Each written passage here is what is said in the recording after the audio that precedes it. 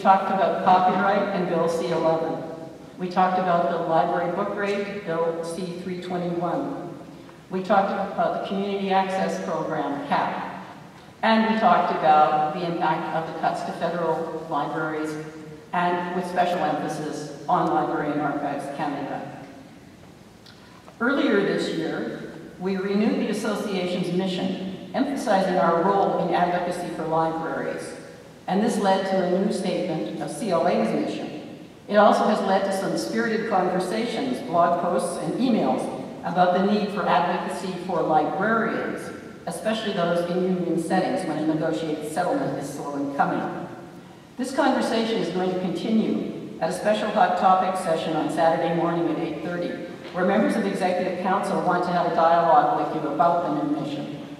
CLA's new mission builds on the direction set for our association with last year's constitutional changes. How best can CLA put the role of national public voice into action? With libraries across the country facing many different challenges, school libraries in Nova Scotia and Ontario facing closures, academic libraries dealing with the joy of copyright, federal government libraries and Library and Archives Canada seeing significant budget cuts. What do CLA members expect from their national association in addressing these challenges? We have a strong track record on sustained advocacy initiatives related to various policy issues, some of which I just mentioned: copyright, library book rate. We've done letters, position statements, and toolkits for members to support the message in local ridings. And one of the strong messages yesterday at boot camp was politics are all local.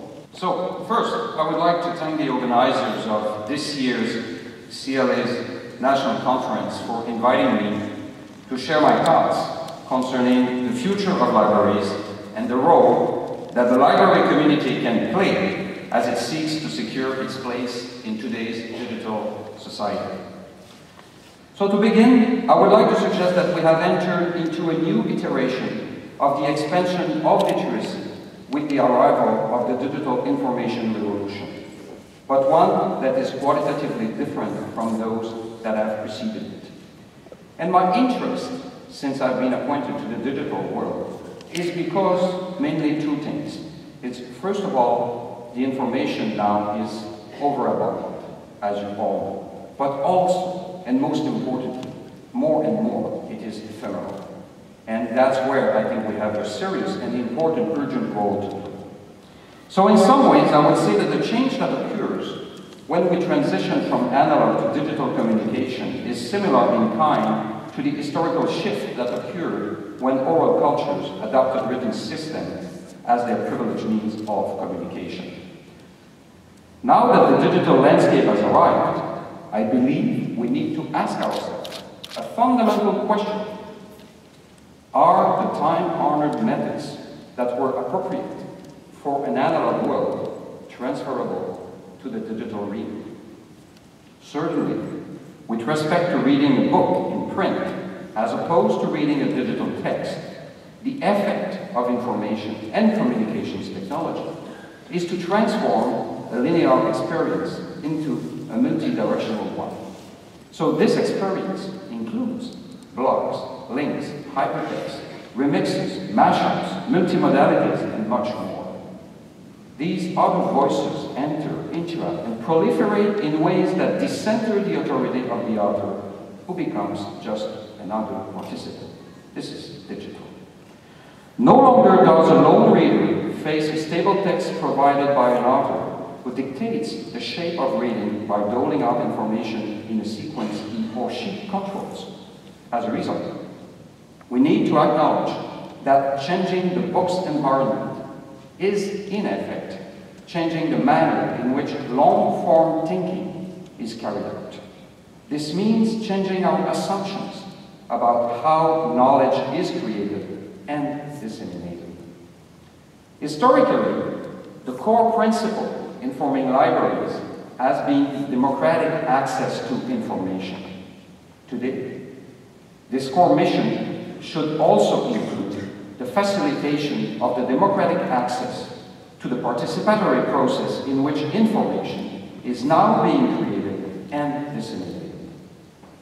Literacy, in its traditional sense of being able to receive, and send written text has been enriched by the arrival of a multitude of electronic mediums, blogs, wikis, videos, and podcasts, to mention just a few. The information previously presented in books has pierced through the boundaries of the physical container and can be consumed, repurposed, and remixed according to the desires of the reader. Traditionally, librarians helped people navigate through the maze of physical information containers through the use of a cataloging system in which everything has its particular place. Today, more and more librarians are helping people navigate through a single, unbounded, incorporeal electronic network found on the World Wide Web.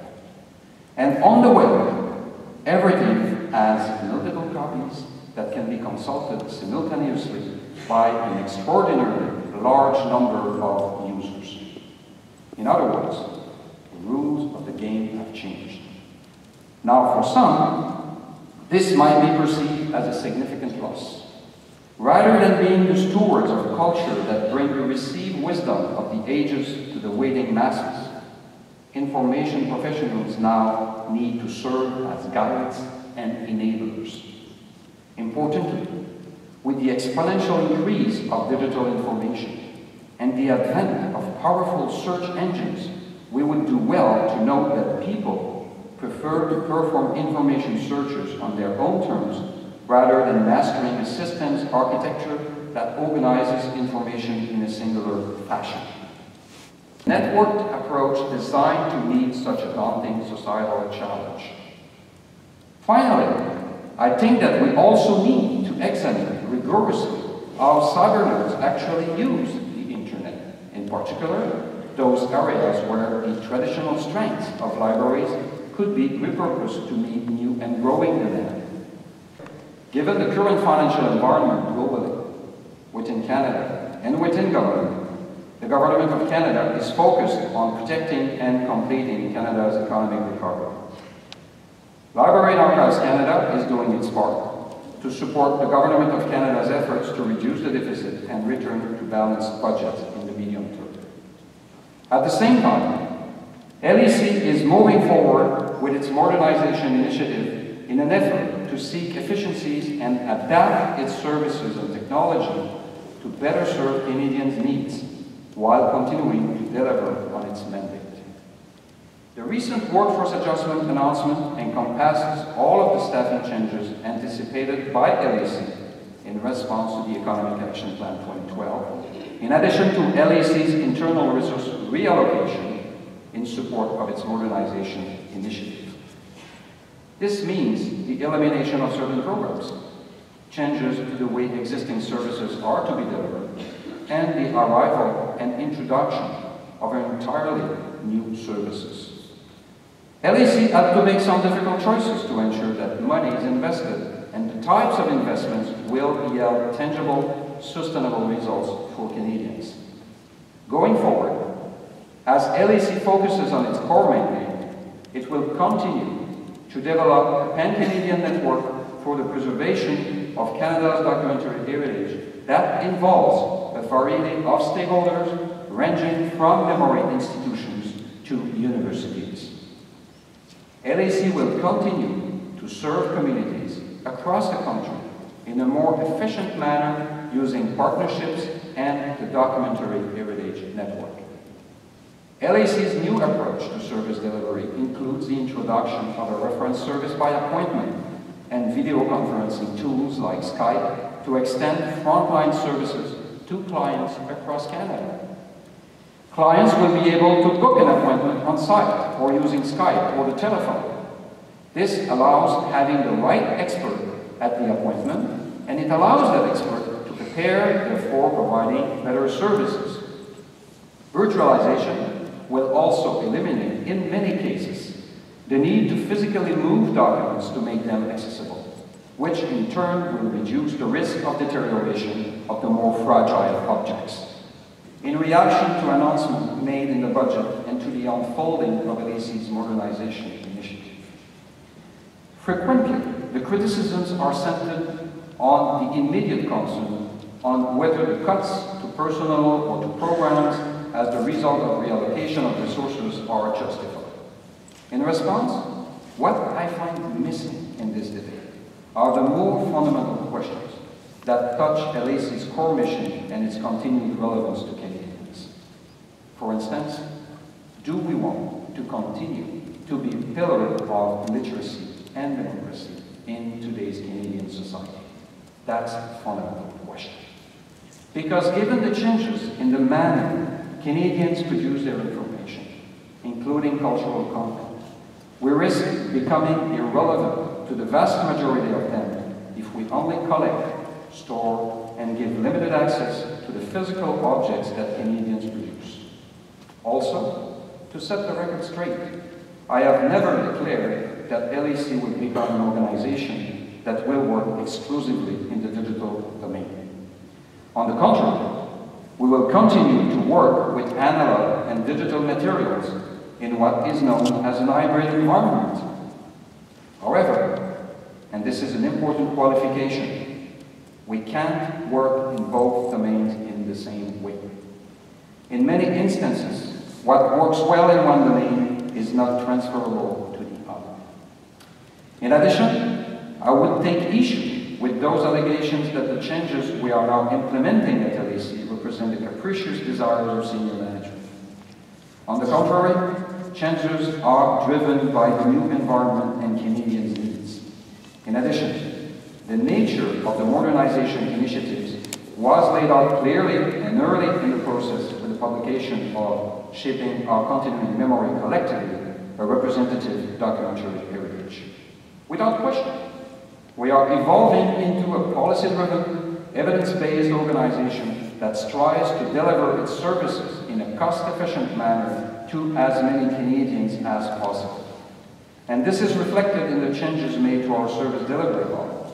For example, it is difficult to ignore that in-person visits to 395 Wellington in Ottawa have dropped to approximately 2,000 visits per month, while during the same time period, we receive about 500,000 visits to our Collections Canada website. And I'm talking different visitors. As a result, the move to the virtualization of service delivery corresponds to the way the vast majority of our clients are now accessing our collections. Finally, to those who would wrap themselves in the Canadian flag while digging in their heels to protect the status quo, I would respond. We could continue with our business as usual approach of only acquiring and cataloging the physical objects that make it to our door.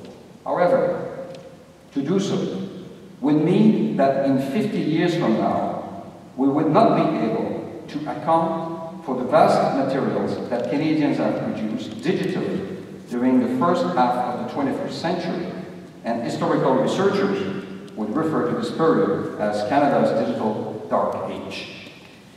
So, in closing, I would suggest that individual institutional response to the daunting challenges of the digital age can only achieve limited success, especially if we take into consideration that the digital environment is relatively new and fraught with complexity.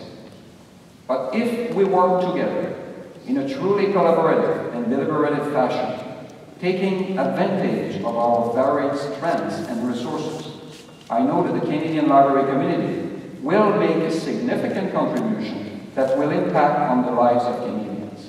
Indeed, if we are to prosper as individuals and as a society, we need to be mindful of how we can all participate in the flow of information that distinguishes us as a collectivity. In so doing, we can all take our rightful place in Canadian society. Thank you.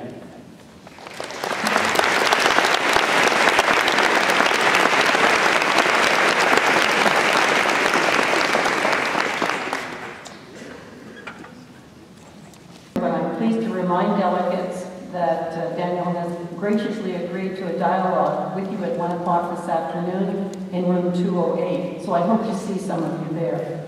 And again, my thanks for this keynote address to the CLA delegates.